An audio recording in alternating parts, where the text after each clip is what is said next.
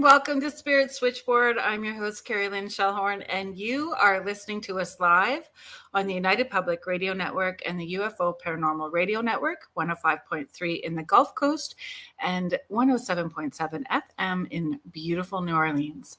So I'm happy to see it. There's so many new faces here today, too. Thank you so much for hanging out with us. Just let a few of you pop in and we'll start saying hello. Thank you, Heidi, for watching. So we did a pre-record with Kerrilynn of Ethereal Encounters Unveiled. And so you're getting a double dose of me today if you watched that segment. So we were talking about spirit guides and angels and how to connect and protection and grounding, all of that stuff. Ben Emblo from Manchester, UK. Thank you so much for being here. That's pretty awesome. I appreciate that. Thank you. Oh my gosh, Kathy Lemire, thank you so much for being here. I'm so happy to see you. Contessa Martins, Victoria, from Astrolight Paranormal. Thank you so much for being here. Heidi Gohl, thank you. Laura Lee, thank you for helping me get things all set up. I appreciate you taking me off the edge of the cliff when I was in a panic getting things started today.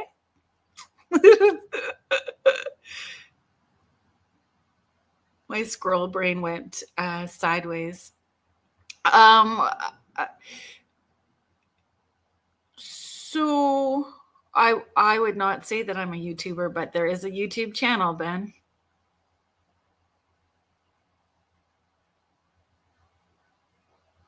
Thanks, Laura Lee. Sandra Kordick, thank you so much for being here. Tuning in from PEI. That's fabulous. Thank you so much. So I'm very excited to introduce my friend. And, maybe we're going to coax him and the team that he investigates with to come to Canada and do some paranormal investigations up here, because there's a lot of places to check out in Canada. And we have a few places, I think, in common already. So we're going to be talking about some of those today, too. So I'm excited to introduce you to my friend, Michael Zervos of the Las Vegas Soul Searchers. We're going to discuss that, Marine, Deputy Sheriff, and Paranormal Investigator. Please welcome Mike.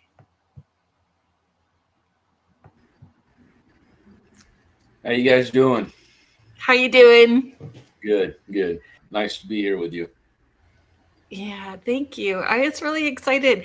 And, we had kind of talked about it, I think, even a year ago, like just in passing in chat on social media, and then it didn't happen. So I'm glad that we're doing it now. Good. Would you like to share a little bit about who you are and how you got started with paranormal investigations? Yeah, Las Vegas Soul Searcher is just a team it's only 3 people right now.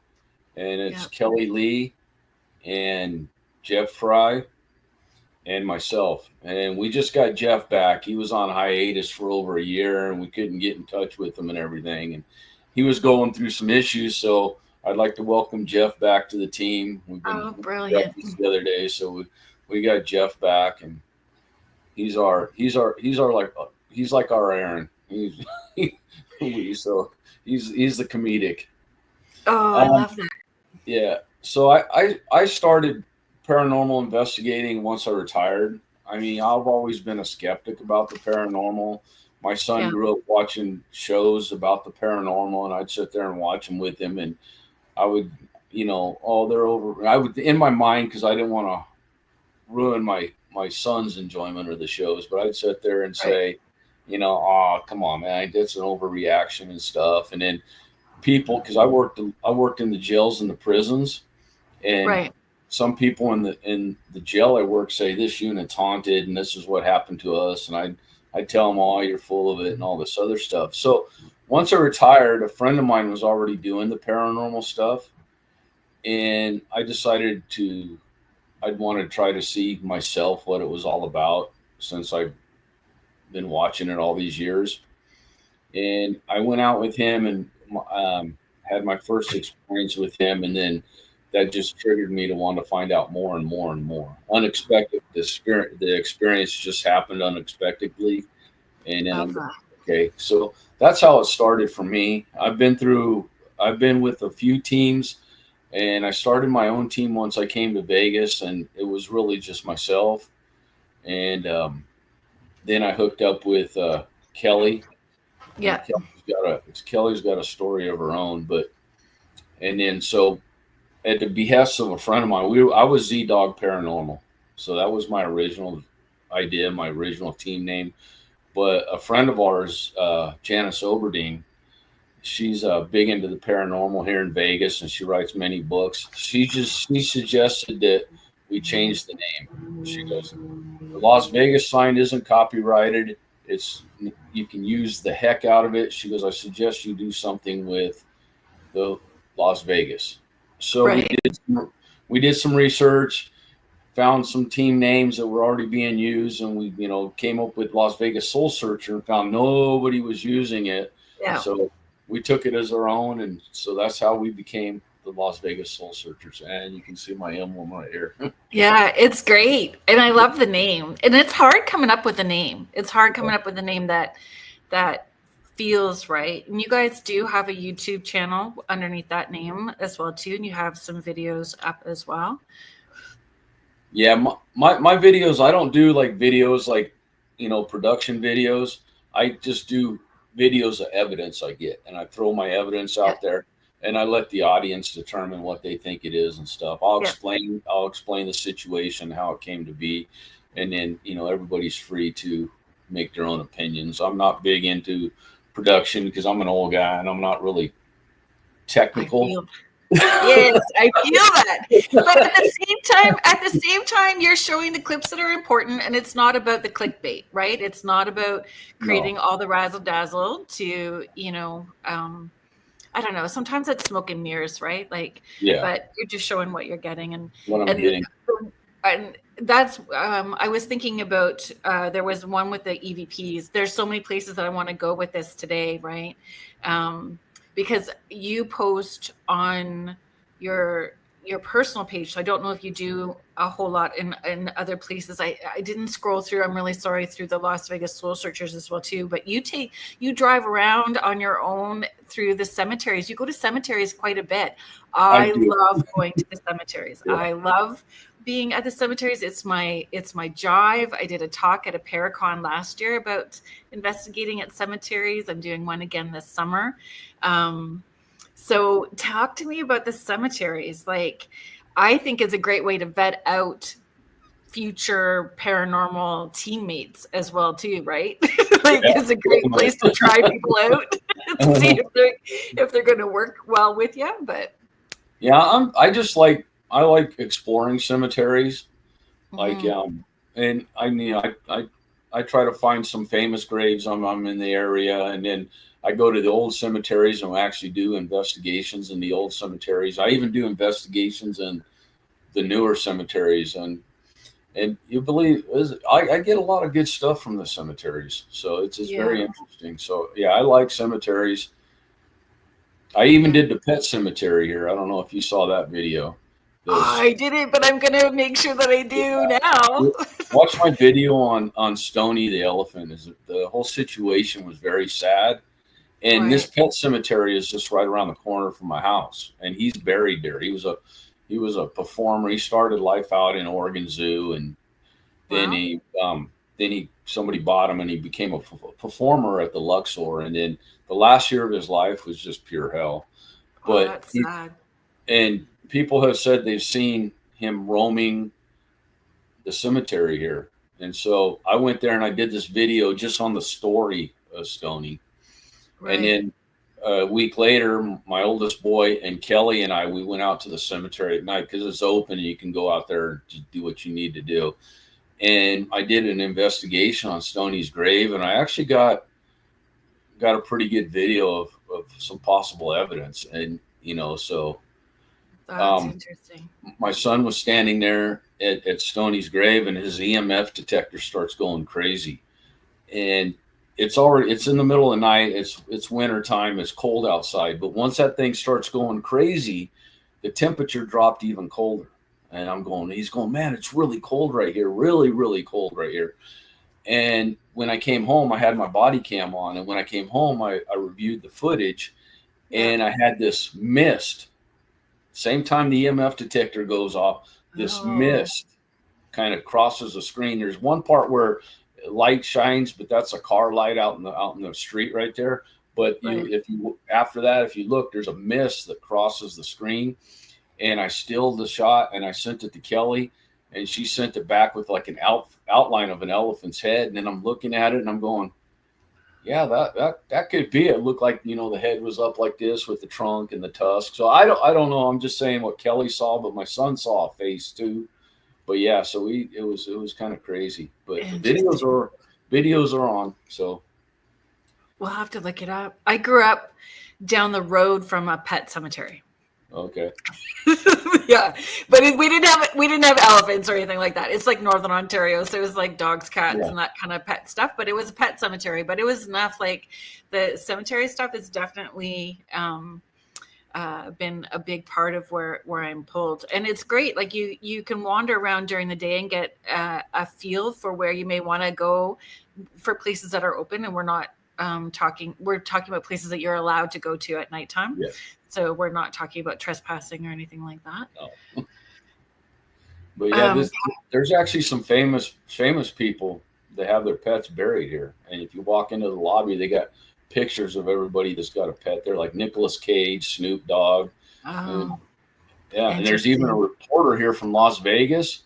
His remains are actually interred with his dog's remains at this cemetery. So. Does his last name start with G? What is his name? Oh, dude. Yeah, it's been a while, but I'm not sure what his last name was. I forgot.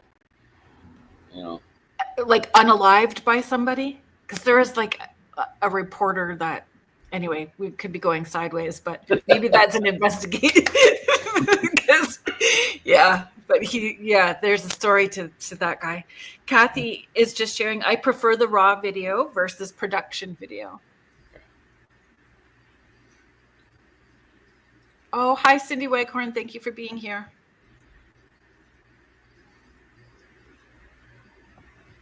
Laura Lee is just saying that's phenomenal, Mike, about the mist. Oh, thank you.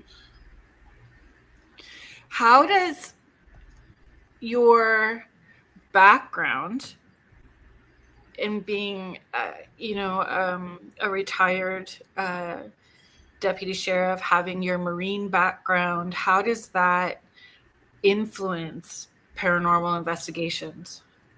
I think because, like I said, I worked in the Federal Bureau. I was a Federal Bureau of Corrections CO. Then my time at the Sheriff's Department was mostly in the jails. So I just think because of your surroundings, you always have to have a heightened sense of awareness, what's going on around you at all times. And I think over the 21 plus years that I was in this field, I just think that I'm more susceptible to things around me than maybe somebody who hasn't had to deal with stuff like this their whole life. So when I go into an investigation, I can usually sense a presence or something, energy there. And it even happens when I'm walking. I don't like if I'm walking through a store and somebody's like behind me and they continually stay behind me, I get very uncomfortable and I have to stop and let them go around me. And anytime I go into a restaurant or to eat or anything, I have to sit with my back toward a wall so I'm looking out at the area. And because I just always instilled in me now that I need to be aware of my surroundings. So I think that helped a lot. Laura Lee saying thank you for your service, Mike. Oh, I appreciate you. Thank you. I would, when you're doing your EVPs, does that influence you as well too, or help? Like, it would be very left brain, even though you're like an open-minded. So you've shifted from being a skeptic to an open-minded skeptic, right? Like, we have to discount things first. And I've been able to see and talk to people that are crossed over from the time I was little. And so even for me on investigations, I tend to left brain everything first. Like, let's see how we can debunk this before we actually say that this is, a spirit doing something. I'm exactly the same way. I like to, if I find something, I like to go over and over and over and try to look at the surrounding and where it came from. And I'm always trying to debunk everything first, because I want to know for sure that I actually captured something that I can't explain. Just like the SLS camera, you get a lot of false readings with the SLS camera, and sometimes if you can get the interacting with you, that's something. But sometimes open beams, chairs, it'll map things as stick figures. So yeah, table legs. Yep, always got to try to debunk all that stuff. Shiny surfaces. Yeah. And like, if I'm not sure about a piece of evidence and I'm not 100% sure, I'll post it and I'll ask people their opinions on it and what they think. Oh, that's good too. That's vulnerable. Yeah. So, because, I mean, I'm open to constructive criticism and I'm open to other people's opinions. I'm just not open to negativity and nastiness. Yeah. That's all I'm saying. Yeah. Amen to that, because there's enough of it in the world. Yeah. Like, and this is, I guess my question would be about intention. Like, is it to understand and learn more? Is it how have you changed from before you started, like going into paranormal investigations to where you are now? How has it changed your opinion about investigating and the afterlife? Like, how have you grown or changed or shifted your thoughts about any of that? Well, now I realize that there is something beyond us, as mortal life. Mm-hmm. I've gotten too much evidence and too many things that just clicked with what was going on at the time, and even evidence that suggests a certain situation that was, so I'm and I don't know if you know this, but I had something happen to me in an investigation where I don't remember it. I just see the video where I believe I was possessed. I did see that video, actually. And ever since that, and I actually went back and did an episode with Ghost Adventures at that place because they got a hold of that video. And when I walked back in the building 3 years after the initial visit, whatever was there 3 years later was still affecting me, and I didn't want to be there. But the only reason I was there is because whatever other opportunity, and when am I going to get another opportunity to investigate or be with these people? You know what I'm saying? Yeah. But I left. I got out of there and told them I couldn't be in. Eventually said I can't be in here anymore. So after that incident, I don't know if it was that incident that caused it, but I became more sensitive to feelings. So, I mean, I feel emotions now on some of these investigations to the point where I've even broke down and cried on a couple investigations. And there was one investigation that I actually felt at the Omen House, where I've actually felt anger and sadness all in one big emotion. So whatever was happening, they were angry and sad at the same time. But so now I feel heaviness, I feel emotions, and I don't know, it's kind of. So do you feel like as correction, like working in corrections and having the background that you do, your senses are already heightened and aware? So moving into paranormal investigations and paranormal experiences, it's just tweaking some of those muscles and those senses in a different way. So I feel you probably were always this way. It's just that muscle's getting stronger now, right? Yeah. Well, and I use Jamestown as a reference because that was only like my second real major in investigation, and that was as far as I've been doing this for 5 years. That was by far the most trying and hard investigation for me, just because of what happened to me, and Yeah. use that as a point of reference because that's when I started becoming more sensitive to stuff. I don't know if one had to do with the other. All I know is after that is when I started to get in, and every time I do an investigation, it seems to be getting more and more. Yeah. So, yeah, it will. So okay. I have like my brain went 5 different directions. So, do you feel that the spirits in locations can sense you? Like, do you feel when you went back the second time with like for Ghost Adventures, when you went back the second time, that spirit was already aware or knew that you would be coming?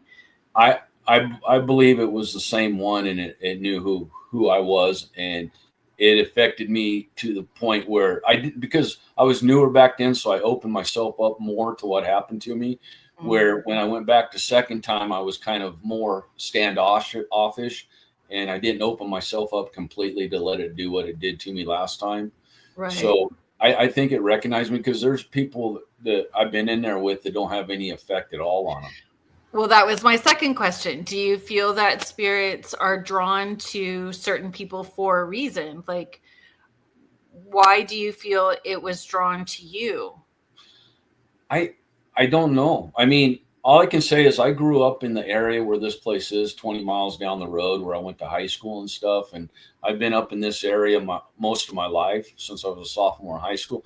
I don't know if it's somebody that knew me in life or if it's somebody who I've come across before, unbeknownst to me. And even in life, there's people that don't like you for who knows what reasons, So I don't know. I just know that whatever's in that hotel does not like me. And yeah, I took it personal, especially after the second time. I haven't seen it. Has it aired? Like, did it air? No, it hasn't aired yet. They only had 6 episodes this season. I'm hearing maybe October it'll air, but I'm not 100% sure. So I'm not going to go into a lot of details of what happened in No, you don't have to. I'm not going to ask any of that stuff. Yeah. I just was wanting to make sure that I saw it, that I watched. Yeah, no, it hasn't aired yet, and I'll let you know if I get wind when it'll air, and I'll message you. Yeah, brilliant.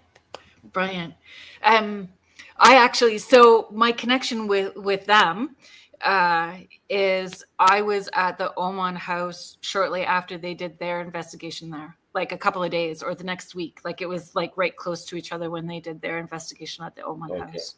That's when I was there. Yeah, I've been there. I've done it 3 times. So well, it's just trippy and it's different every time, right? And there's something everywhere. Every place of that house, there's not one section of that house where there's not something and different. From the first floor all the way down to the third subfloor. And every time you go there, it's a different experience. Yeah. Different vibe all the time. And the last time I went there, I actually had to pull away from the table. We were on the bottom floor, the video room, where all the and they have the big table. We were doing a question and answer session. I had my paralantern out, which I love. And we were getting responses on that. And then one of the people I was with broke out on her cell phone the crime scene photos of the tape murders, because the house is right there where the murders happened. It's right at the end of the road. Yeah, right at the end of the road. And when she brought those out, all the equipment on the table starts going nuts. Everything went nuts. And I could just feel the atmosphere changing. And then so I told her, take them away. She took them away and it kind of mellowed out. And then she brought them back and it just started going crazy. And I'm asking, like, Sharon, is this you? And my paralantern starts going crazy. And this is where I felt the anger and the sadness at the same time. I actually had about 15 minutes. I had to push myself away from the table. And I walked out the side door there because he's got a stairwell down the side of the house there. And I went out. I had about 15 minutes. I was sitting outside just trying to decompress and reset myself. That's how bad it got for me. So it's intense. was I interacting with Sharon Tate or some of the other victims? I don't know, but it seemed like it to me at the time. And there's people that he's personally connected to, and I think that are also there. People that are connected to items that he has as well too, because he's got collections. Like it's just layered. And then where like I think it's the laundry room where like the rock face itself, like the canyon right at the back. That's on the third level, and that's the basement right outside of where that table is. Yes. And you go in there, and it's just the side of the hill. There's no wall there. And exactly. Like so, there's that stuff that comes. And then and then there's stories about there's Indians buried on that grounds. So there's a lot of stories about the place. Oh yeah, it's crazy. It is. But the energy's pretty. There's a lot of energy, and like you said, I've been there 3 times, and every time it's something different. I've actually heard physical voices of Kellie and I standing there by ourselves, and we hear a woman's voice. Yeah. There's nobody around us, and there's people way on the top floor. Yeah, so. Jay Sebring and he gets pretty handsy, actually. Yeah. Yeah. So he gets a little handsy. And I'm scared. Like the thing that frightens me so I am very scared of steps with no risers. Like, so when you can see through the steps and it's all like, that's all he has are these, like my hands just got sweaty talking about it. So you see, and then it's glass walls and it juts over the canyon. I was not good. That doesn't he bother was really me. funny about it. Like he was so good. He went up before me. It's the only video of the Oman house that's on YouTube. You can find it. It's me holding the bottom of his, like at his top of his butt and his shirt hanging on for dear life. And I'm salty swearing. Like, walk slower, faster, stop, no, go. Like that's the only video you're gonna find of me at the Oman house is that crazy video. Last time I was there, he's got this painting of Sharon Tate on his wall. Yeah. And apparently by the bathroom on the first floor, just before you walk into the bathroom, on that wall between, where he's got his computer and his screens in the bathroom.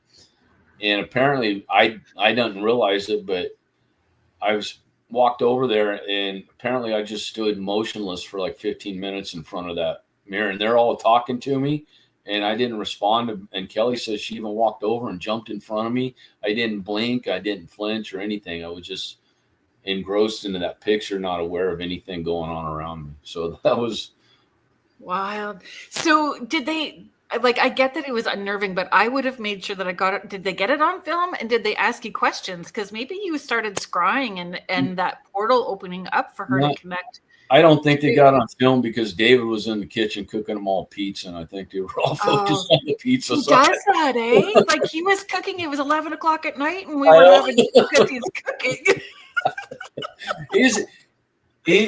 I like David. He's a nice guy. He's a little eccentric, but he's a really nice guy. Yeah, and he loves that home. He does. He loves that home and honoring that story. And honoring Sharon, like he really does. He does, and he messaged me every once in a while, wanting to know if I want to come back and stuff. So I'm going to go back eventually. Yeah, it's so funny. Like he was sitting in his car actually with his dogs when the the crew there. So he was like messaging me then. Hi Fiona Clark, thank you for being here. There was, Sandra is asking, I have another question too about those things. So I'll just make sure. See if we can get this out. Sorry, Sandra, hang tight. There we go. Do you do things before you go into a location to protect yourself? I don't really. I mean, after I'm done, I usually take when I did the episode on Ghost Adventures, everybody saw how the house affected me, and I was in the parking lot and Billy Tolley called me over to his car and he asked me, he goes, do you know what this is? And he had a packet of, was it Palo Santo? Yeah.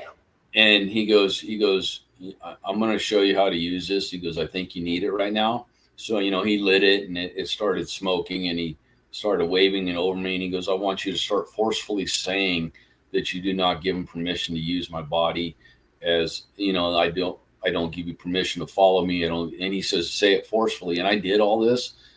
And then it just like a big, massive tingling feeling through my whole body. And I guess he saw it because he goes, you're feeling it, huh? I go, yeah. And then after he was done, I was like it just felt so calm.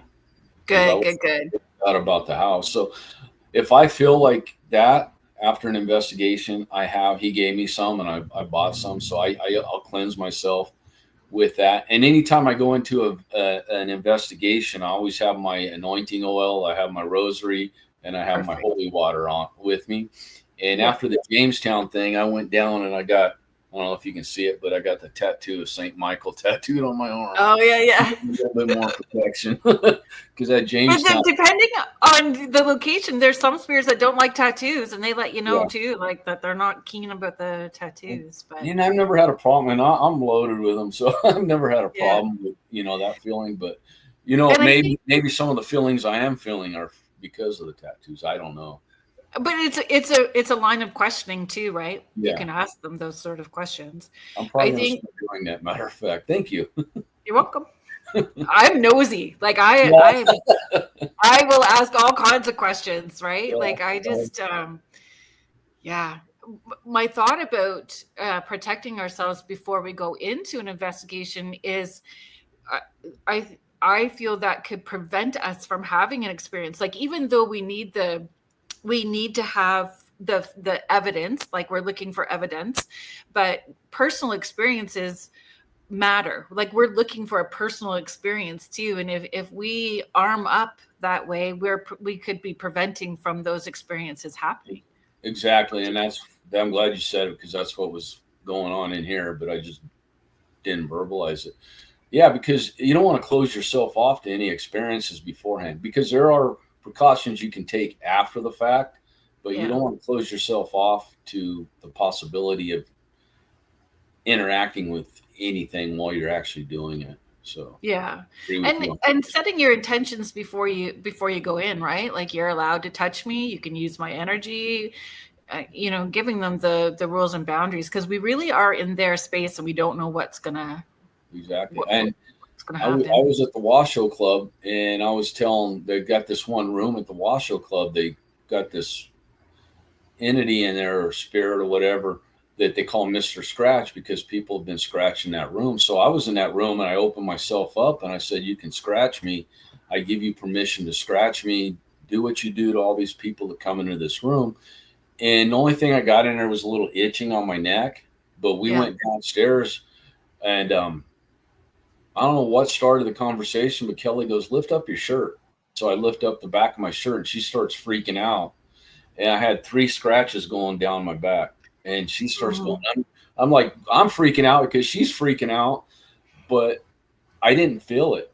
I felt this like warm, itchy on my neck, but I didn't feel the scratches on my back. And I take a utility vest so I can put a bunch of equipment in there and I don't have to keep running back and forth. And I had that on. I had my sweatshirt on because it was winter. So there's no way that anything could have got through that and scratched me. You know what I'm saying? So did it start burning though? No, it didn't. It That's started so weird. Itching and burning on my neck right here. I started feeling like a warm, kind of uncomfortable, itchy feeling. And I was going like this. And then, when I got down there, the scratches were on my back, even where I can't reach them with my hand. They were just like below my shoulder blades down the middle of my back. Yeah. Yeah. Wild. I've only been scratched like that once. Yeah. Well, that was my first and only, scratch. Yeah. Not that I'm inviting any of that to happen again, but I'm always like, as long as somebody's got a camera. There you go. Cameras are important. Yeah. Sandra is saying, awesome. Thank you for sharing. You're welcome. Yeah, Contessa agreed. Like, I'm glad that makes sense. Why go to a place like that if you're going to protect yourself top to bottom? And I think it's being mindful, right? Like, we're still being respectful of the potential spirits and the place. Like, we're being respectful of that and respectful to whatever may potentially happen. Like, yeah, I don't go into any investigation with the thoughts of provoking anything. I go in there with the thoughts of trying to communicate and figure out what's there and why it's there and how it's there. I don't, like, when I was giving them permission to scratch me, I wasn't forceful about it. I was just talking like, I'm opening myself up. I want to know you're here and I want to experience what everybody said they're experiencing in this room. I'm not here to harm you. And so I think you get a lot further without being forceful and a lot less negativity. Yeah, agreed. So I have the Paralantern as well too, right? And it's super fun. Actually, oh my gosh, there's this really fun developer creator in the UK. So it's GEC Paratech. I've asked her to come on the show, but she's avoiding that at the moment. But I'm determined I'm going to get her on. Look at how fun this is. I'll show you because it's right here. So okay, are there investigations where low tech would work better than high tech stuff? Equipment. Look at this. Well, a Ghostbuster car. That's funny. And it jets forward, like if nice. Lights up and moves forward, right? Nice. Well, I have the thing what they call the Boo Buddy. I don't know if you've ever seen that. Yeah. It's the talking bear, and it's intended for kids. So you can actually leave this bear sitting there, and I always put a digital voice recorder with it because the bear will sit there and do all the interacting for you. It'll ask questions, and then if it feels a change in temperature, it'll say, "Oh, it's cold in here," or if it feels like something's present and it touched it, and it goes, "Oh, that tickles." So you can even walk away and you come back and so it's designed for whenever you think there's a child, but it does the investigation for you. I have I have control issues. And I ask a lot of questions, so I would want to ask even more questions, right? Mm-hmm. I have a bunny like from the same developer, and it has the temperature sensor right on the belly, so you can watch the temperature. So we've asked like them in spirit to make the temperature jump up and bring the temperature down, and then it all lights up, and it's all on that bunny, which is pretty fun. Cool. Is there are there tools? I always say like a notebook needs to be the first one, right? Like if you're bringing the notebook needs to be the first thing and a pen that works. But tools or equipment that you would encourage people to start with? Like if people, like when you were first starting, how would you like encourage people who are wanting to start? I started out with like 4 or 5 pieces of equipment, and I just branched off from there. I bought the Ovilus 5 because, a digital voice recorder, an EMF detector, and a REM pod. And those are my first pieces of equipment I used for when I first started out. And I've got a lot of evidence for just those pieces of equipment, a lot of stuff. So do you have a go-to now? Like, do you have a favorite go-to piece of equipment that you like? I love my Paralantern because I've had a lot of interactions and, for lack of a better term, conversations with them, responses with it, having a conversation. And I mean, and then there's times when it's dead, but then there's times when you can ask a question and it'll start going nuts. So that's one of my favorite pieces. And they have a new one out that's a REM pod and EMF detector built into this Paralantern, both at once. So that's probably going to be my next, because the one I got's the big one. Then I've got like 4 of the smaller ones. So right. Yeah. I told my kids that their inheritance when I die is in paranormal equipment. Oh, because it's not cheap, man. Not cheap at all. I've got like $6-7 grand wrapped up in equipment right now. when I do the seances, I take 2 of the LED tripwires and I put it around the table, and I put the paralantern on the couch, which is just over there. And then we can interact, right? Like have a seat and then come closer, and we're doing our own stuff on the table. It's amazing the stuff that happens. But matter of fact, I just purchased the EMF tripwire. So it's great. It's nice. I like it. Yeah. Mm-hmm. And when I did the theater events, I had them coming down the aisles of the theater when I did the theater event, and it was great. It was a lot of fun. Yeah, I used it a couple weeks ago. We went up to the tunnels up here, and I love tunnels. Yeah, they call it the Boulder City tunnels, and what it is, it's a trail that leads up the side of the mountain by Lake Mead, and back in the day, it was like a rail system to get personnel and equipment and material for the construction of the Hoover Dam. Oh. So now there's a series of 5 tunnels along this trail. And I think Ghost Adventures actually did an episode there. Mm-hmm. But I never saw that one, but I think Kellie did. That's the reason why we went out there. And we went out there in Tunnel 3, because there's 5 tunnels. Tunnel 3 is supposed to be the most energy. And we went out there, and it was late. We were out there in the middle of nowhere, in the middle of the night, and we're in this tunnel, and it affected me pretty bad. There was some serious energy, and I had my tripwire stretched out, and I had my paralantern, and the whole night we were in there, they were both just going crazy on the ground, and so. Yeah, that was crazy. I had to walk out of the tunnel, and Kellie usually never experiences and never feels anything. She just gets the evidence, and right.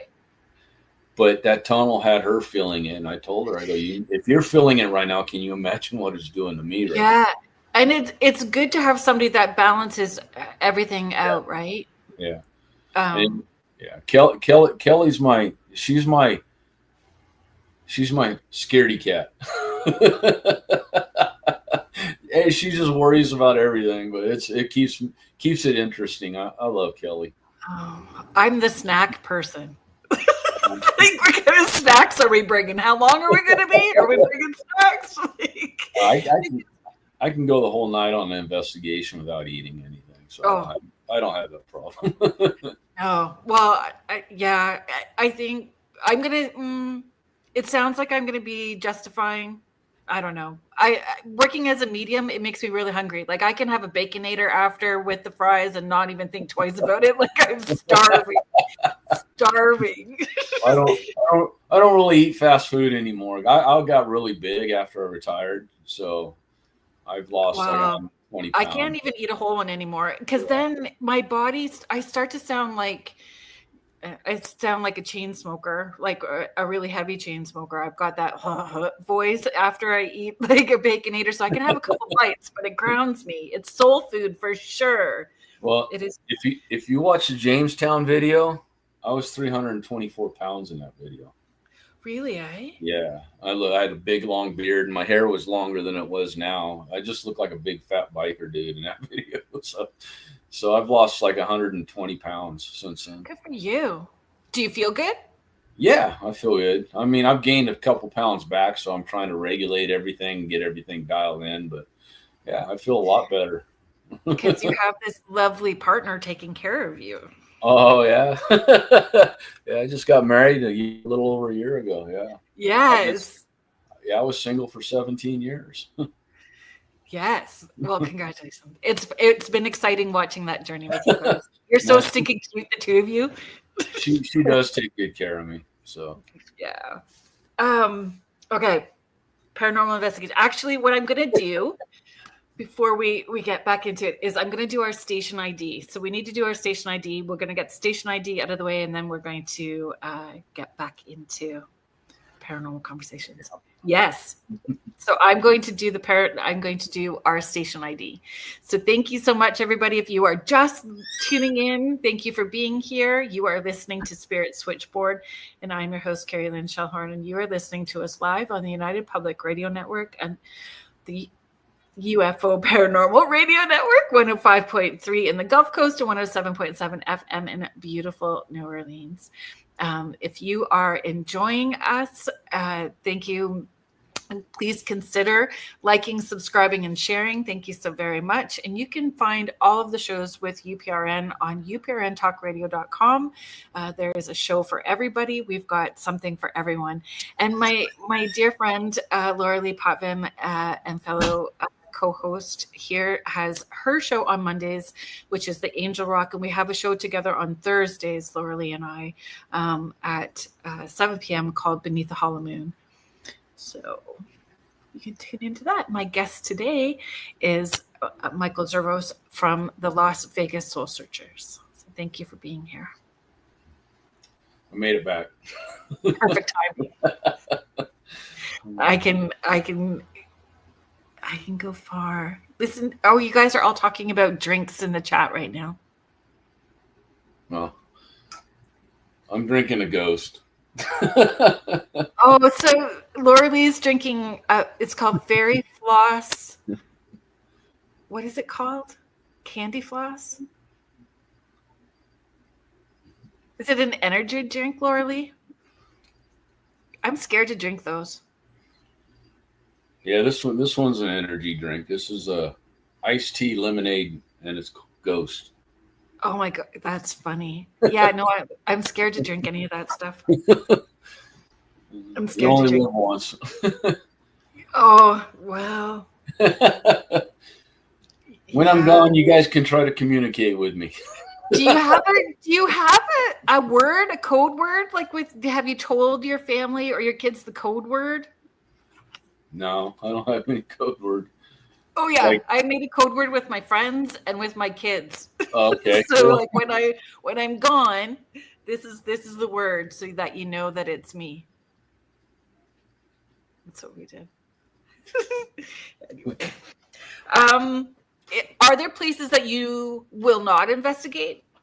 No, I'll do pretty much anything. I mean, except I won't go back to the Jamestown Hotel. But I'm open for a lot of things.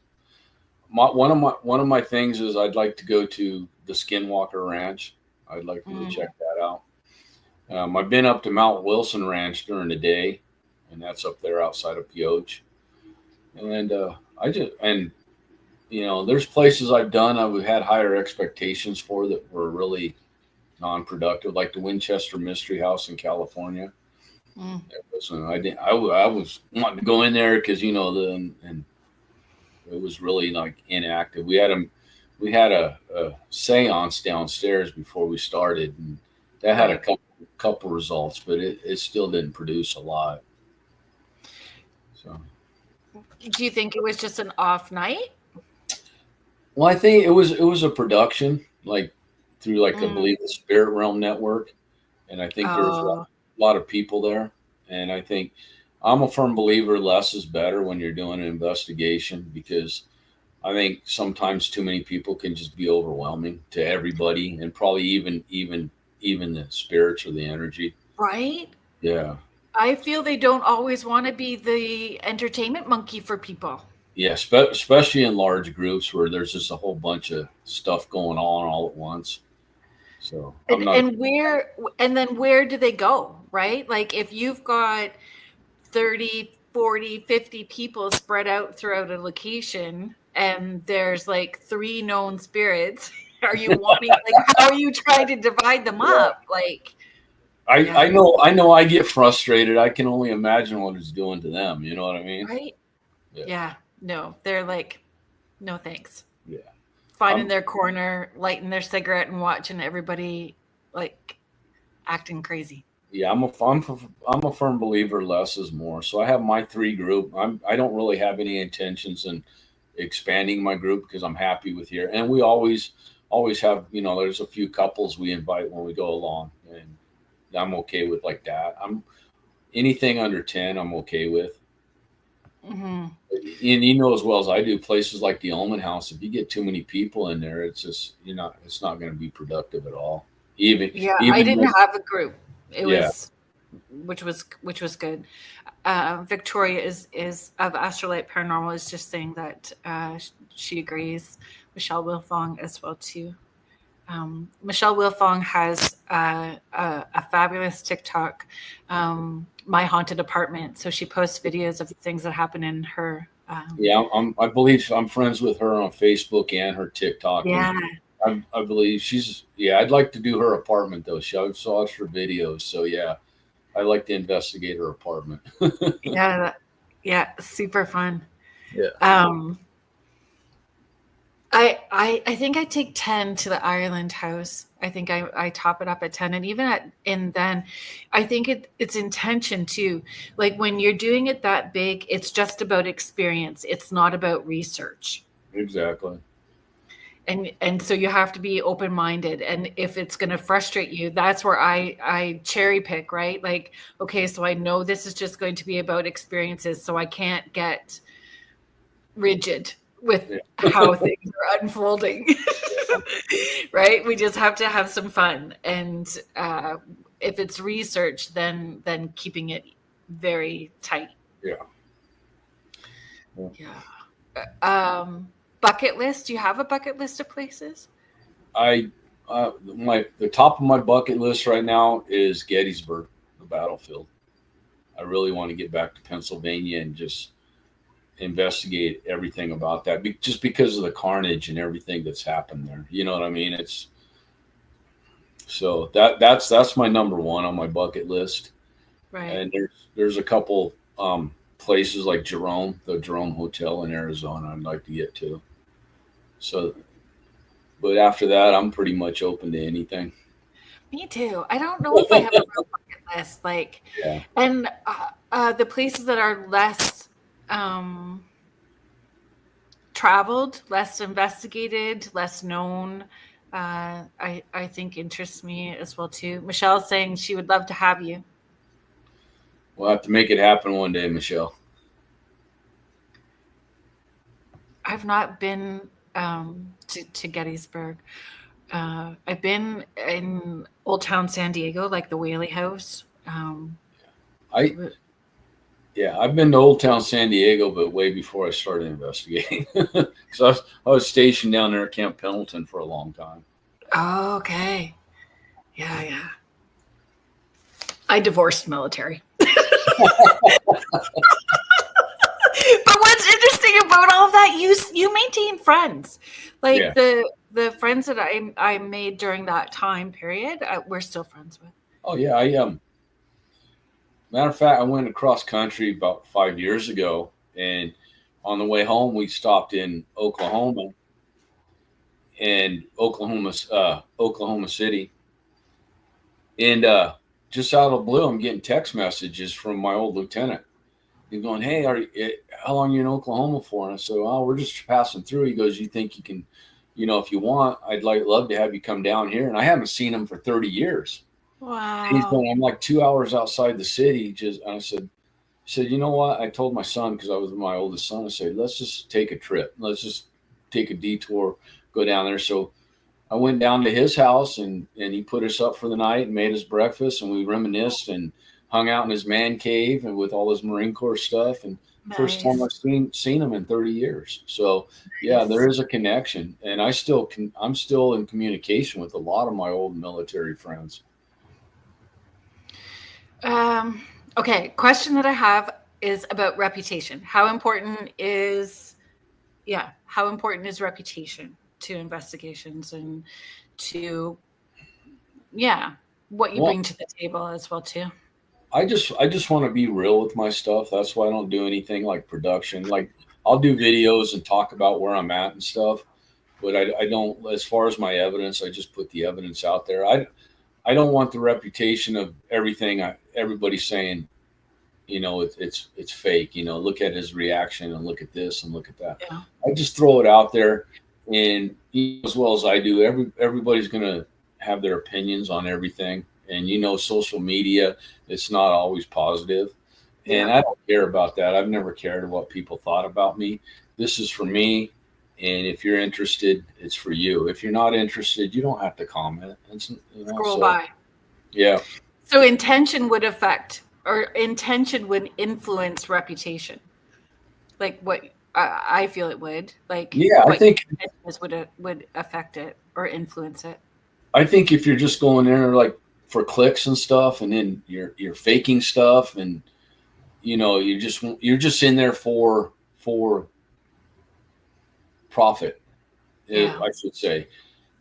Then so you're going to do everything you can to drum up evidence, and when people do that, it just makes us all look bad. Yeah. So my best advice is just be real and be yourself. And I don't do it for profit. I don't ask for any money. I don't expect to get paid. I do it because it's my retirement hobby and I enjoy it now. And so I just try to be as real as I can with my evidence and myself when I do these investigations. I just think there's a lot of people out there that give paranormal a bad name. Agreed. You had a mentor. Can you talk about who mentored you at the beginning? Well, my buddy Paul, he's also a retired deputy out of another county. He had a weekly radio show in Santa Cruz, California. And I love Santa Cruz. That's my original hometown. That's where I actually grew up. Discovery Museum. Yep. So I moved from Santa Cruz to the Central Valley when I was a sophomore in high school. Yeah. So, but he was there, and he had a weekly paranormal radio show on the local station, and he had a couple teams he was working with. And so I wanted to explore with him. So I contacted him. And so he helped me get my feet in the door. And since then I've worked with some great people that's helped me immensely hone my skills and stuff. So what advice did you learn from those people that you would pass on to somebody that's just starting out or just beginning their paranormal adventures? Go in there with the right intentions. Go in there for yourself, Bailey. Just find out what you want to find out. Don't do it for anybody else. And don't be aggressive, and don't go in there and just be a complete, lack of a better word, asshole. Mm-hmm. Be respectful. Bleep, go in there. Bleep. What's that? Bleepity bleep. So I know. I'm sorry. Oh no, I'm with you on the salty. I tend to be salty too, but we are not allowed to be salty here. Okay. Mm-hmm. Sorry about that. Oh no, we're good. But you're right. Like we're going into their home and their space, and so would you want somebody to do that, treat you disrespectfully in your home and your space? I think kindness and respect goes a long ways in this life and the afterlife. Oh yeah. And we know that we have to kind of expect the unexpected. Like what happened to you had no idea that was going to happen or any of that. It can be very humbling. Yeah. And like I said, that was but that was a 2-day investigation, and I had stuff leading up to that, and then even after that I had a couple of experiences. So from the moment I got to that place, it was not good for me. That was just the icing on the cake. So do you feel we need to be mindful of the mood that we're in or the energy that we have before we go in? Are there times that we should bail on a location?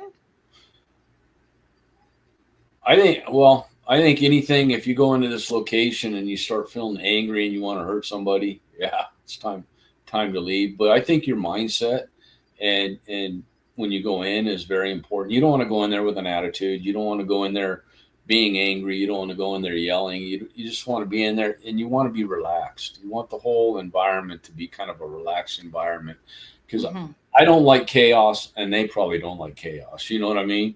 And I think kindness and being relaxed and calm goes a lot further than being forceful and just chaos. Mm-hmm.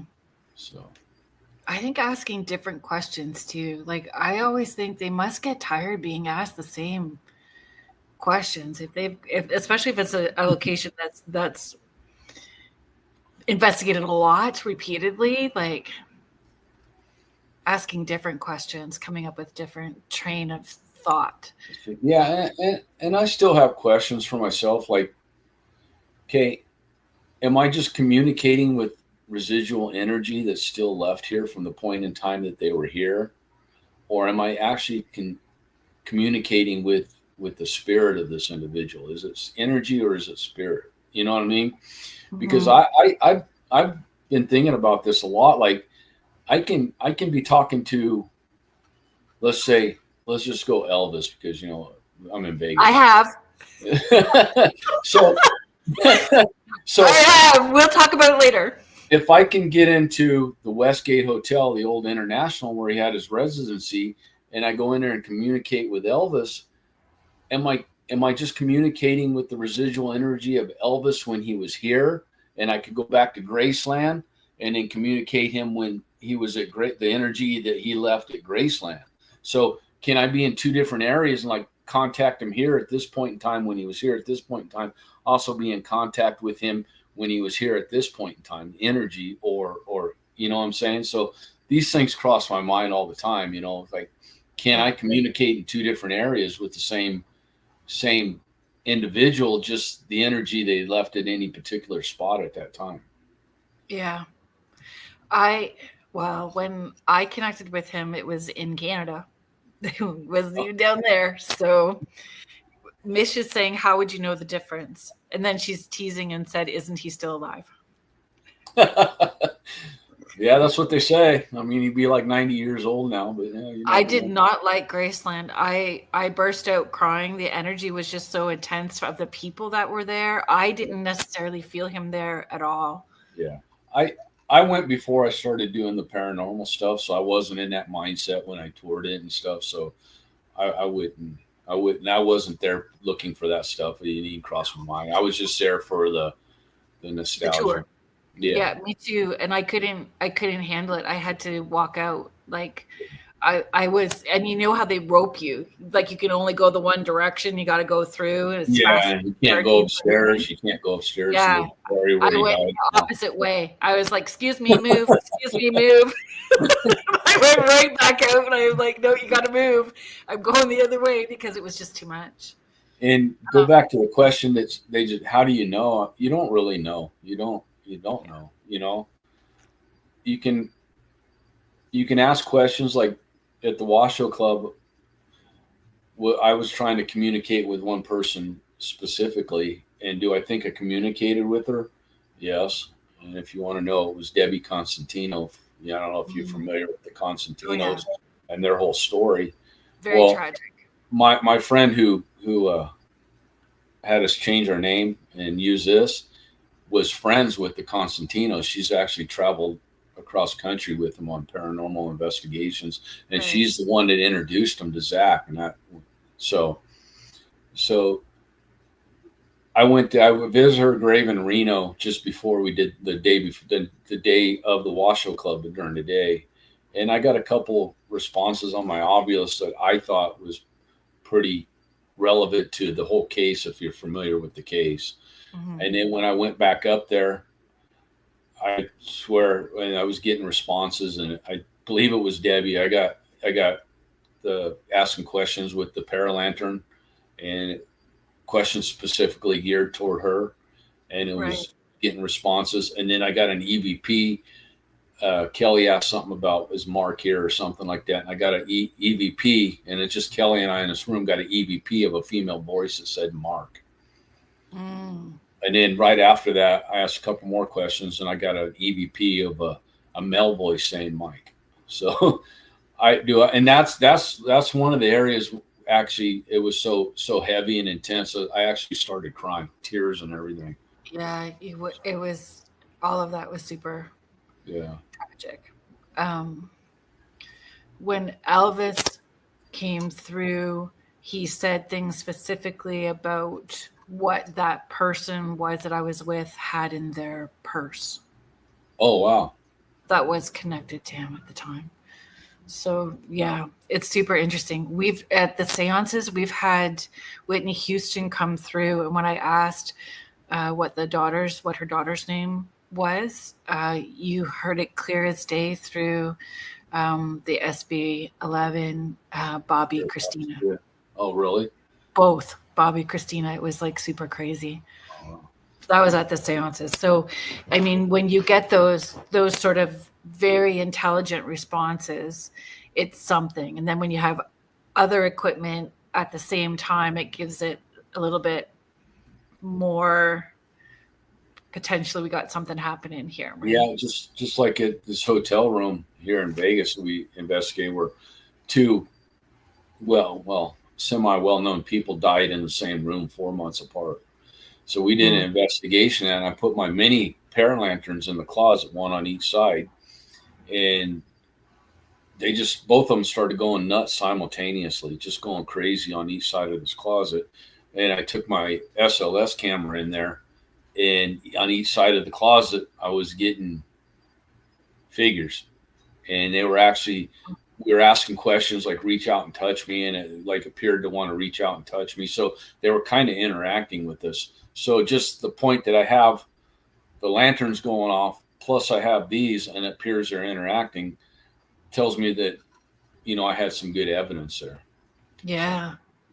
So do you feel there is, I don't know the word that I'm wanting. Benefits to going back and doing investigations at the same location? I do. And like we were talking earlier, I believe they remember you. I don't think they ever forget if you were there and you connected with them. I think they'll remember you. And the more like the Omen House, every time you go back, it's a different experience. Oh yeah. You know what I'm saying? So a lot of places are like that. Like every time I go to the Washoe Club, because I've been there 3 or 4 times, I've had different experiences. One time we were standing in the hallway, and we're in there in the middle of the night, 3 o'clock in the morning, and it's only us 3 in the whole building. And down the hallway from us, you hear sound like boots walking on the wooden floor. You know, so would that be more residual then? How do you discern whether that was in the moment intelligent or residual? Yeah, I mean, honestly, I'm still learning all that. I've been doing it for over 5 years, and it's still a learning process for me. And I don't know if there's really any way to tell if it's residual or if it's an actual spirit. You know what I mean? Yeah. Like it's same thing at the Washoe Club. I went in there one time at the card room, and you just overwhelming sense of cigar smoke. You can actually smell the cigar smoke. Right. Now, I believe that's residual. You know what I mean? And then you go back and you leave and you come back and there's no smell at all. Right. So I personally don't care. I don't care if it's residual, and I don't care if it is intelligent. That if something happened is exciting. It is definitely. I'm with you on that one, because there's just no way for me personally. If somebody knows a way, they can explain it to me, but I can't decipher the difference between if an actual spirit or just something that's lingering. Like I said earlier, just residual energy that you're communicating with, or if you're communicating with the actual spirit. I don't know. I wish I knew. From the experiences that you've had, have you found, do you tend to do nighttime investigations, or have you done daytime investigations too? I've done daytime investigations, and I've gotten a lot of evidence during the day.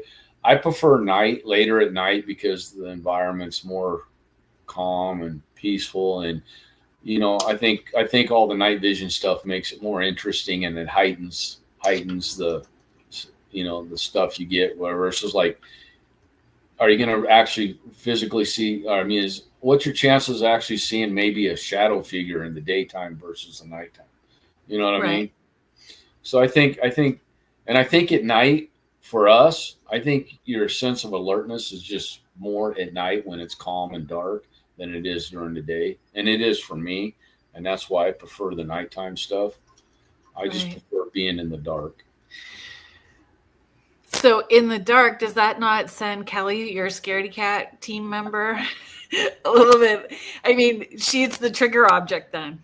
She's good with it. It's just like, like if I get some evidence like the K2 going off, I'll go, Kellie. And she'll go, what? Calm down, look.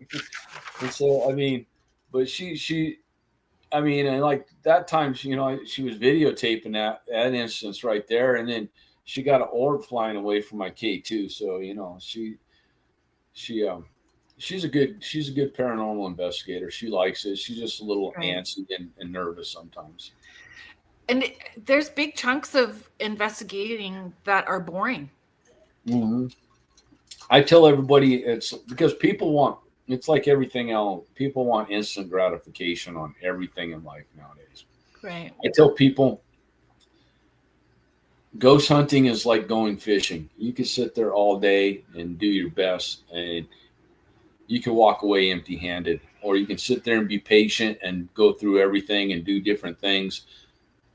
But there's been times where I've gone hours and hours with nothing, but do I give up? No, because you got to keep going, just like fishing. Sit there for hours and hours and nothing.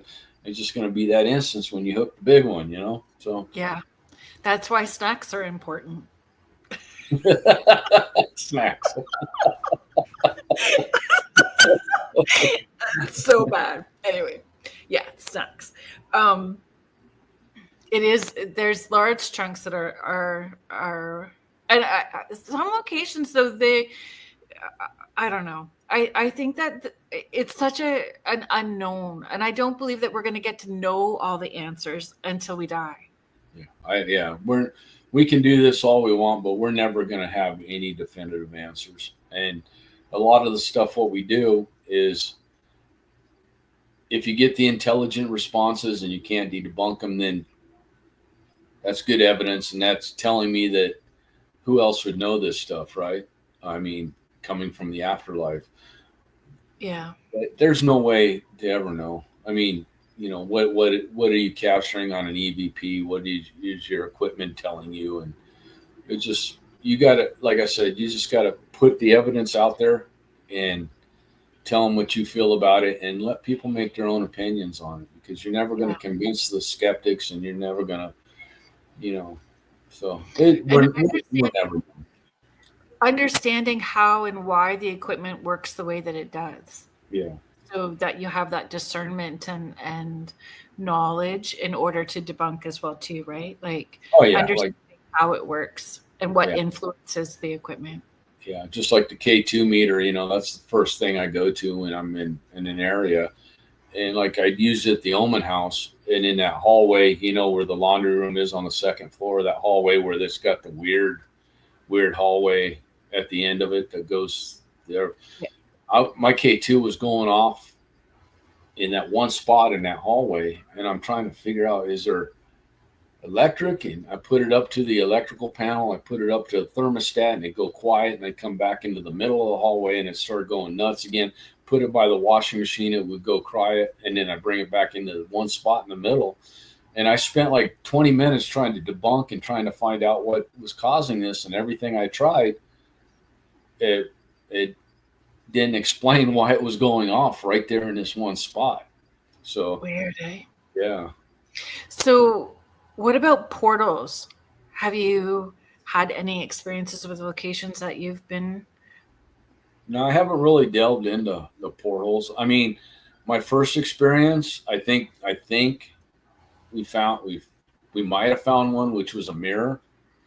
And I'll tell you about that. It was my first experience with Paul, the guy I was talking about earlier.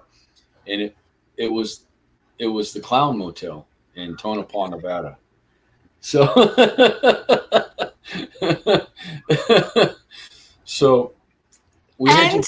we'll promote your movie as well too, your little movie appearance. It's not a little movie. I don't mean to be dismissive that way, but we'll talk about that. You promote that too. Okay. So we just got to the Clown Motel. We rented 2 rooms, one room downstairs, one room upstairs. We went into the downstairs. We were just unloading our equipment, and I found a piece of trash in my pocket, and I just nonchalantly walked over to the other side of the room where the sink and the trash was and the mirror. And I walked over there just to throw this away, and then all of a sudden I just felt like I walked into a wall of energy. I got tingling. This is my first experience ever. I got tingling going down my jaws. The hair on my arms were standing up, and I turned around, and I was like, Paul, look, Paul, look at this. And he's like, what? I said, I swear I just walked into something. I've just got this tingling in my face and my jaws and my hair on my arms are standing up. And, I was like, because I've never experienced anything like this before. Right. Well, long story short, we actually did the investigation that night of that room. And we had the SLS camera focused in that area. And the mirror, we had figures just appear to pop in and pop out, different ones. 2 would pop in, 2 would pop out, 1 would come in, 1 looked like it hurtled through the mirror. So was that a portal? I don't know, but it appeared to be, because we had stuff coming in and out of that the whole night, and there was nothing around it that we could debunk that the SLS camera was picking up, because these things were actually coming in and out of the mirror. Wow. And not another mirror across from it? No other mirror. That's the only mirror in the room. Wow. So, interesting. Yeah. So back to the movie. It's Clown Motel, 3 Ways to Hell. And I am the killer clown in that movie, Dr. Slaughter. So fun. I'm going down to October for the premiere in Hollywood for that one. So if you see it on streaming, look for Dr. Slaughter. So fun. With a Z. Was it fun to do? Oh yeah. I mean, my part was only like 1 day of filming, and I was out there from like 2 p.m. till like 4 a.m. So wow. Yeah, it was a long day. It was out in the desert, one of these old little towns out here in the middle of nowhere. But it was fun. Yeah, I enjoyed myself, and I'd like to thank Mary Kate. She's the one that got me hooked up into this, and she's like my mentor as far as the movie stuff goes. And I'm hoping to get. I'm not hoping to get famous or anything, but I'd like to do more because it's fun. Right. It sparked a passion. Yeah, yeah. So it's fun. I got my clown persona, and I just bought him a new weapon, and so I hope to do more with Dr. Slaughter. That's fun. That's so fun. I just envisioned you on your motorbike with that, right? Oh yeah. Yeah, I like my motorcycle. That's my relaxation, my motorcycle. Well, I think that we need to, like, paranormal investigating, you can feel well, I even know when I'm doing sessions or I do the big events and stuff, it's like a psychic hangover the next day. Yeah. Oh yeah, just like the Jamestown. And I wake up after a paranormal where I've got so much energy. I wake up the next day with a massive headache, and it's just always a headache. Well, it's like after I came out of whatever happened to me at Jamestown, I was so fatigued and I was so dehydrated and thirsty. All I was doing was drinking water, and all I wanted to do was sleep. So, but yeah, after a good energy-filled investigation, I wake up the next morning with a headache and drained a little bit. And I'm old and I'm always tired anyways, but even more so after an investigation. Not old. Not old. But I'm with you on that too. I am like, are we going to be out past 11? Like that's where I'm at. My favorite time of the morning is 3 o'clock. I love to be. That's my favorite time to investigate. So But do you think that the 3 a.m. is because everybody has put their intention and energy into making it that, or was it always like the witching hour? Why do you feel like I'm not buying into the witching hour. I just think it's. I don't either. No, I think it's all just energy based, and this is why I believe it's energy based, because when you're at the Washoe Club and you want to leave because you're locked in there the whole night. So the door locks from the inside, and when you leave in the morning, you gotta shut the door and padlock it from the outside. So if you were to leave, you'd have to padlock it and couldn't get back in. So if you want to leave, somebody has to stay inside to make sure that we can let everybody else back in. Well, the last time I was at the Washoe Club, we were getting some pretty good energy, right? And so the group I was with decided they wanted to go down the street to this little casino where they were still serving food at like 2 or 3 in the morning. Right. Snacks. everybody's going, well, who's going to stay? And, I said, okay, I'll stay because I'm not really hungry because I really don't eat like during the evenings or mornings. And so they all left, and I'm locked in this 3-story, 1,800 building by myself. And I was there for 2 hours by myself. And I walked around. I did a video of me just walking around, showing people where I'm at and stuff. Right. And it was so peaceful and quiet. I tried to investigate, wasn't getting anything. And I just think because the energy of the other people were all gone and it was only my energy, and it wasn't enough to sustain any kind of responses. That's what I believe. I mean, because how else do you explain when you got 6 people in here and you're getting all this stuff, and then there's only one person in there and the place is just quiet? I mean, yeah, it was just so peaceful. I agree with that. Lord Lee is just sharing it's always 3 a.m. somewhere in the world. True that. I talk about that when I'm teaching, like when I'm teaching intuitive development and we're all together and people are getting hits and they're getting, those things, to not be disappointed when they go home and they're doing it on their own, because we've built that energy up collectively together, that it may not be the same when they go home. Right. Yeah. And then when we're in this space and we're doing the seance, so we've done table tipping, and I step off the table so that the group can see that they've built that energy up on their own, so that they can get that table interacting with the spirits on their own. And it's not just me, but when I get on the board or on the table, it moves a little bit more. But I think collectively our energy does help amp it up, right? Yeah, because that's why an EMF pump.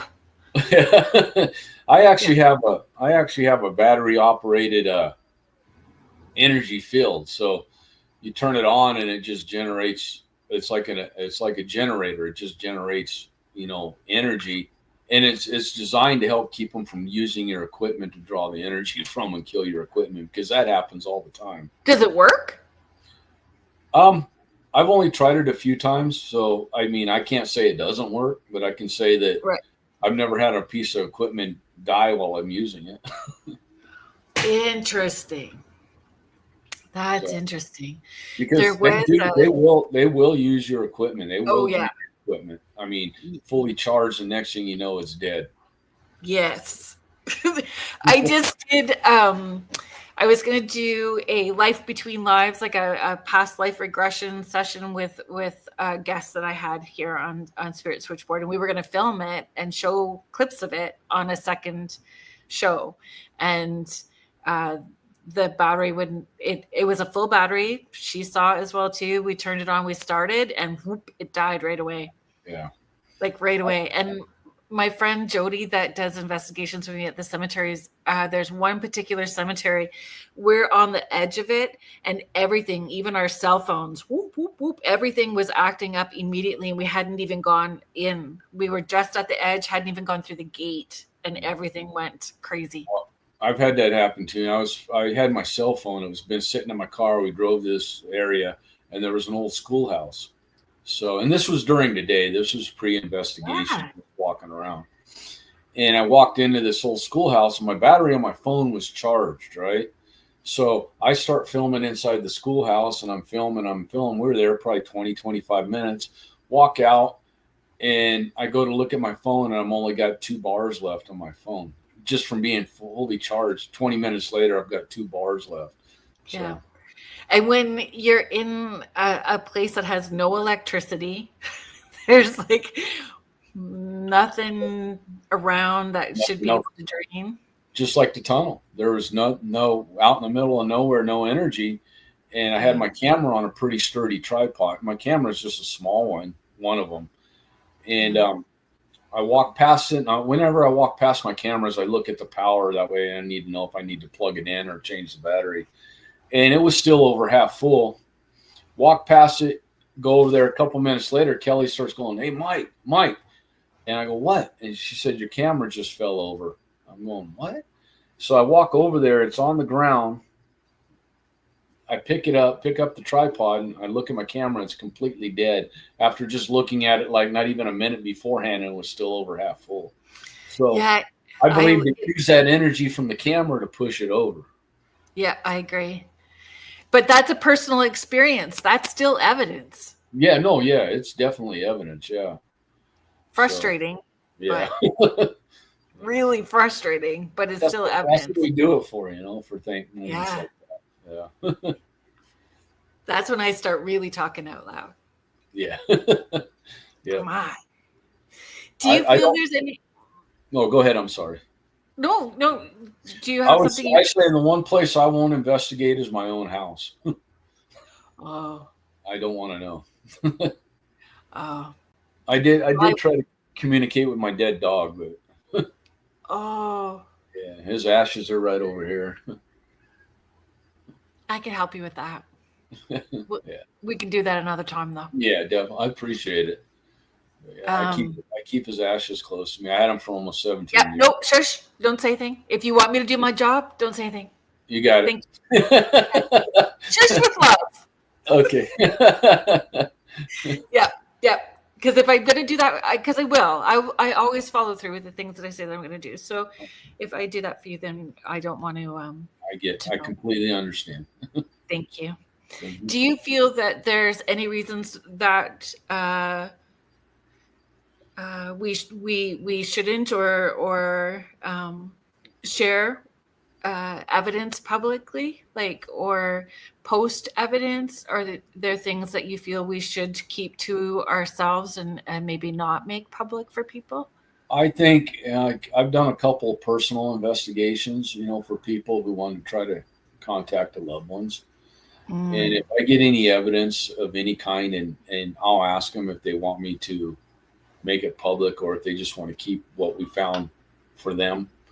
Right. And they tell me they don't want it public, and I will not use it for public. I did the investigation strictly to try to get answers for them, and that's right. Up to them. So it just depends on what you're trying to get and if it's going to affect anybody else if you make it public. Yeah. I would do that. It's because really it's kind of like the wild, wild west. There's not like a governing board saying here's some rules and ethics to follow, right? No, you just go out and you do your thing, and there's nothing to say you can't do this and you can't do that and you can't. And that's why, I'm not about regulating anything, but that's why you get these ones that are just doing it for the views and trying to make money off of it, that do things that I personally feel I can't trust, Yeah. Well, we would like to, if we're in the Pollyanna world, that everybody has a moral compass that they are going to follow. And those that don't, that we are able to see that or recognize it really quickly, right?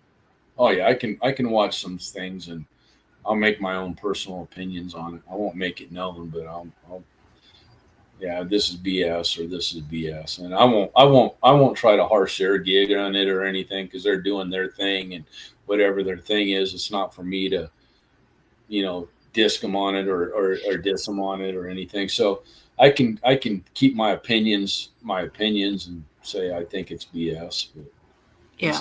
It's not my spot to put them down. They're just doing their thing, right or wrong. They're doing their thing, and it's not really hurting anybody else. It may make us or what we do not look good, but they're really not. Yeah. Yeah, and I have that strike of being a medium as well too, right? So there's that's a dodgy area as well too. So yeah. I mean, 26 years ago when I moved to Guelph, which is where I am in Ontario, I couldn't find people that would let me participate with them. It took a while before, and then just kind of doing my own thing after as well too. There was a point in time where mediums weren't welcomed in being part of a group. Have you worked with a medium? Not that I'm trying to insert myself, but I'm just just the one at the Winchester Mystery House when we did the seance. It's the only real one I've worked with, and that was Patty. I don't know if Patty Negri. Yeah, it was Patty. I did the seance with Patty, and that's the only seance I've actually experienced with a medium. So, I have this really fun mirror. Like when you were talking about the mirror experience, I have a mirror here that I've done scrying with, and I did it on a public, or not. It's not public. It's a private group, like an intuitive mentoring group that I have, and I did that, and it was crazy. The stuff that was happening. I love scrying and mirrors and all of that stuff, but you have to really understand the potential for what can happen, right? And I think that you need to be open-minded for any person, like any investigation that you do, that there is the potential for something to go sideways. And do you have a plan for what will happen if it goes sideways? Like, what's everybody's job or role should something go sideways? Yeah, you always got to go in there with, a plan. That's why I carry the equipment, the holy water and anointing oil and this Palo Santo. And, I always got St. Michael with me because I'm not going to, if you're feeling like angry or you're feeling like something's taking control of you, you got to immediately try to wash it away and get it out of there. And don't give it permission. I think if I believe that if you forcefully tell them you don't want them to do it, then I don't think they can. I think you have to be a willing participant in letting them take over your own body. That's how I feel. Setting that intention before you go into like the why you're there. Having a plan. Sorry, I went all sideways. So having a plan is important, and knowing when it's okay to tap out. Yeah. Like even if you have a place for 5 hours, if something's not feeling good, then being okay with leaving or tapping out. Well, that's why I told you that if I start feeling like Almond House or the other, I just push myself away from whatever we're doing, go to a different area, go outside, and try to decompress and try to cleanse myself of whatever energy was affecting me. And then once I feel like I can do it, or if I can't, I won't go back in. But if I feel like I can go do it and go back in and try it again, then I can go back in and see if it affects me the same way after I've decompressed. But if there's been times where I walk away and I go back in and I don't even sit down and I can just feel everything coming right back, and then I remove myself from that and I won't go back and try it. I'll come back a different time and try it again. I mean, a different day, different time, but I'm done with this right now at this point in time because it's not good for me. Mish is asking, so a spirit can affect in a negative way. Can it also do the opposite? I don't know. I felt emotions, and most of my emotions I feel are sad and depressing. I've never had a happy emotion doing a ghost hunt. So I don't know how to answer that. I know. Just not from your experience so far. Yeah. From my experiences so far, I can't really answer because the only emotions I've ever felt investigating are anger and sadness and depression. Yeah. I'm waiting for the happy one. I want to feel a happy spirit. You know what I mean? I want them to be happy one time because it gets old being sad and crying sometimes. I think it depends on the locations and the history to it and where you are. I know that the one place that I love taking people to, they get excited. Like you can feel they're waiting. They love sharing their house. They get excited about interacting with people because there's pride in their house and they want to engage. It's almost like they're waiting to pull you to all the different places, right? It is layered. There is a little bit of heavy in certain spots, but that one location I would say is the one spot where I do feel more lighter sort of energies too. But out of all of them, like 1 in 18 years. Yeah, that's what I'm saying. I want to feel that, because I'm just trying to figure out why I only feel a few different emotions, and none of them are really positive. I just want to feel positive emotion sometimes, but I haven't had that experience yet. Yeah. And then are those maybe those aren't going to be the types of spirits that are lingering, right? They're not there. And sometimes it's that really nasty one that's keeping all those other spirits around, in control of them, depending on the location. Yeah, maybe it's only the angry ones with unfinished business that stay here in purgatory. You know what I mean? And then all the happy ones and everything, they just follow the light. Yeah. We're only stuck with the ones that have unfinished business or the ones that are angry about everything. I don't know. Mish, you're so funny. Maybe ask, are there any happy spirits? And out pops a bottle of vodka. You're so funny. So I do an event called Spirits and Sweets at bakeries because it's all about snacks and the food. But we call it Spirits and Sweets. It's just super fun. That's funny. Are they okay? So is there anything that I haven't asked or we haven't covered that you would like to share? Because I still got always got lots of questions. Yeah, just being mindful of our time. We have about 6 minutes. Oh, okay. Could you share where people can find all the different places Las Vegas Soul Searchers can be found on social media? Yeah, you can just go to, you can Google it, Las Vegas Soul Searchers, and it'll come up with TikTok and it'll come up with my Facebook and also my YouTube channel. And when I do it, so you don't have to go to all of them because I usually put the same evidence in all three. And the only reason I do all three is because everybody's got their own preferred platform to view stuff on. So I just put the same evidence on all three. And I'm a little bit more active on the Facebook one, and I'll put stuff on there. But all my evidence video you can find on TikTok or YouTube. Just look up Las Vegas Soul Searchers. I believe we're the only ones out here. Yeah, that's brilliant. I'm so grateful that you came on. Well, I'm glad you finally said, when are we going to do this? We'll have to do it again. So can we make a plan that after the segment airs that you come on? After this one airs? The fall with the Jamestown. Oh, Jamestown segment. Definitely. Like I said, when I find out if and when it's going to air, I will let you know, and then you can watch it. And I'd be happy to come back and do it again. Yeah, we don't necessarily have to, but I think it would be great to talk about the reaction to it, right? Because definitely. Cindy is asking, have you ever been given information from spirit to solve something, or I guess them needing your help? No, none I can think of right now. And if I had, I didn't put two and two together as far as what they were trying to communicate.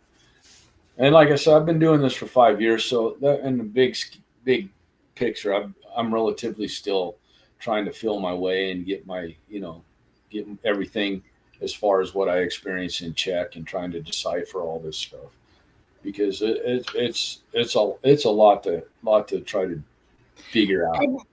And the paranormal world and community is not necessarily all kumbaya and easy. Like, not everybody wants to share or teach or help you learn or grow. So a lot of times you're navigating things on your own. So, but I feel like we're always learning. Like, we're always learning. Yeah, it's a never ending learning experiences, and then you're just trying to decipher what you get and how you get it, and trying to figure out how you can do it better. And it's a complicated. People don't think it's that complicated, but if you're trying to do it the right way, it's a very complicated to try to decipher and figure everything out.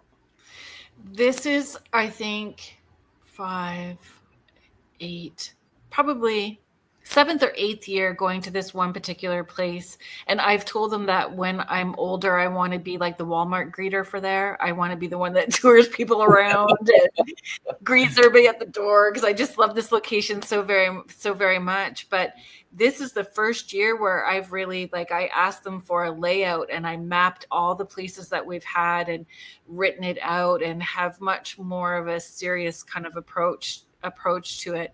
And it's just growth, right? We have to, we grow and learn. And with each passing investigation, I'm honing and I'm learning and I'm getting better. So it's a never-ending process. And that's why I think the cemetery stuff is perfect, right? We get to practice like how we want to ask the question. Some people don't realize, like, they think they're watching these shows on TV. Like, I'd be asking this question. That's what I would ask. Why would they ask that question? But then when you're in that moment, would you remember? Would you think about it? Do you freeze? Some people get pretty shy about asking questions out loud because it feels awkward, right? Yeah, you feel like you're talking to yourself. Yeah, so you have to feel okay about starting to spit that stuff out. And that's why I feel confident, because not that when I start working, it's very physical for me. It's all the senses. It's very physical. So it's like being in that person's body at the time they die. So I feel how they've died and all the stuff attached to it. Yeah. So I'm like, if I have to feel all that shy stuff, then you better pony up and show me some good stuff. I want everything. So I just start asking 1,000 questions. Yeah, I don't have those issues. My main thing right now is the emotions I'm feeling. I mean, and every time I do an investigation, I come in contact with emotions. It gets stronger and stronger and stronger. Yeah. And I don't like crying in front of people, but it's out of my control sometimes, For sure. And feeling okay to say thank you so much for showing me that. And now can you please step back and let's use this equipment?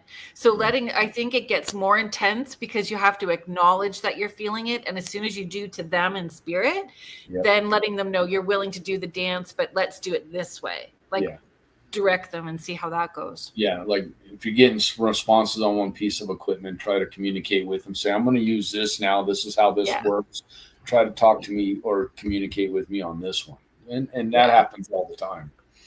You're just trying to know that you're actually you're getting cross-referencing all your experiences. So amazing. Yeah. Well, thank you so much. Thank you for being here. Thank you, everybody that's in the chat. Thank you for all your questions and comments. We appreciate you guys. You guys help make the show what it is. Thank you to the United Public Radio Network and the UFO Paranormal Radio Network, 105.3 in the Gulf Coast and 107.7 FM in beautiful New Orleans. Jeffrey Pritchett is up next with the Church of Mavis, so please stick around and hang out with Jeffrey. And thank you so much, Mike, and I'm excited about having you back and hopefully in the fall. I definitely come back, and I appreciate you, and I look forward to your pictures with your coffee mug every morning. Yeah. Thank you.